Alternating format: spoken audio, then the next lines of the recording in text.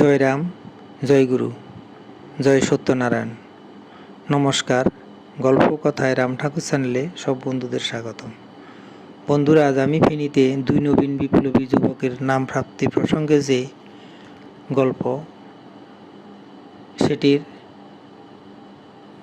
আজ দ্বিতীয় পর্ব আপনাদেরকে শোনাচ্ছি। প্রথম পর্বের পর বাজার সেরে গৃহস্বামী ফিরলেন।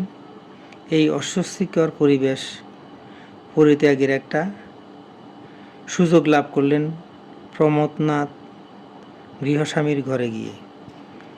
অনুচ্চস্বরে গৃহস্বামীকে বলতে লাগলেন এই যুবক দুটির সম্পর্কে। গৃহস্বামীও কিছু কিছু শুনেছিলেন, কিন্তু প্রমথনাথের সংগৃহীত সংবাদের তুলনায় সে ছিল অতি নগণ্য।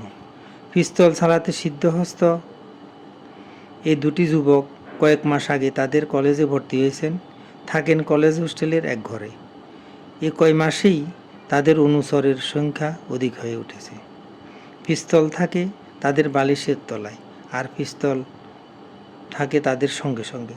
পড়াশোনায় বিন্দুমাত্র আগ্রহ তাদের ছিল না, নিয়মিত ক্লাসও তারা করতেন না।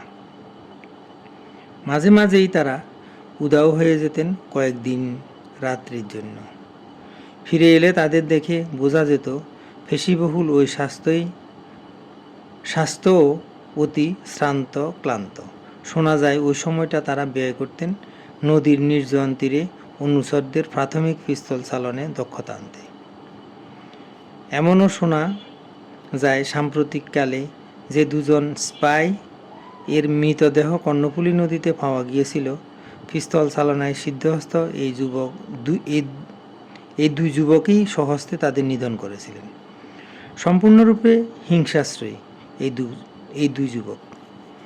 মাথার মধ্যে শুধু এদের ঘোরে সর্বক্ষণ কি করে কাকে কখন পিস্তল চালনা করে শেষ করে দেবে। হাত সব সময় নিষ্পিস করে এদের পিস্তল চালানোর জন্য। দুজনেই সমান স্বাস্থ্যবান, কিন্তু অপেক্ষাকৃত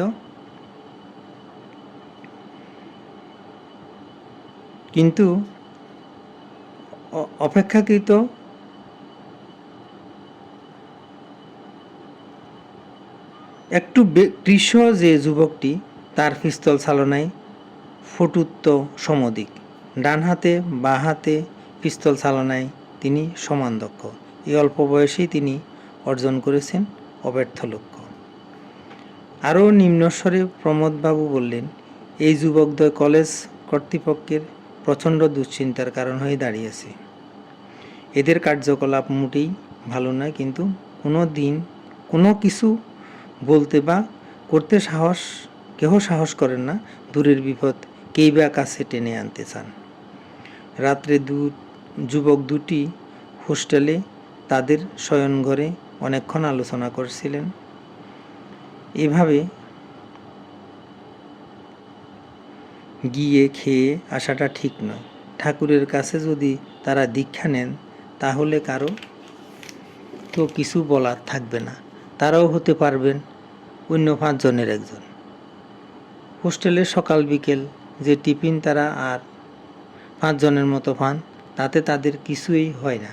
নিতান্ত নিরুপায় হয়েই এতদিন তারা ঠাকুর মহাশয়ের কাছে যাচ্ছেন উদরপূর্তির জন্যই। দুজনের কেউই সম্পন্ন ঘরের সন্তান ছিলেন না। বাড়ি থেকে আর যে টাকা আনবেন, তারা ভালোভাবেই জানেন যে সে পথও তাদের রুদ্ধ। সুতরাং ঠাকুর মহাশয়ের কাছে অন্য সকলের মতো নাম ভিক্ষা করবেন। যদি পাওয়া যায় তাহলে তো তাদের আর পায় কে? কোনো কিছু বলার অধিকার আর কারো থাকতে পারে না।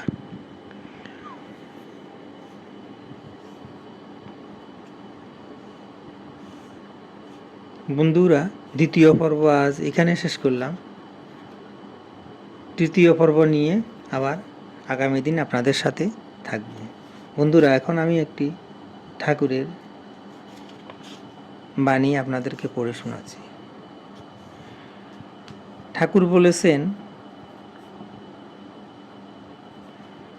অচলা ভক্তি, অচলা ভাব, অচলা জ্ঞান জন্মদাতা একমাত্র ভক্তি সেই ভক্তির অনুগত হইয়া জীবগণ সদাশিব পদ নিত্যদাম ব্রজপরিকর সূত্রে বদ্ধ হইয়া থাকে, নিত্য সেবায় নিত্য আনন্দ পাইয়া সংসার ক্ষয় করিয়া থাকে।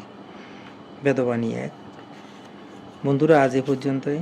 আগামী দিন আবার শ্রী শ্রী ঠাকুর সম্পর্কে গল্প বাণী নিয়ে আপনাদের সাথে থাকব।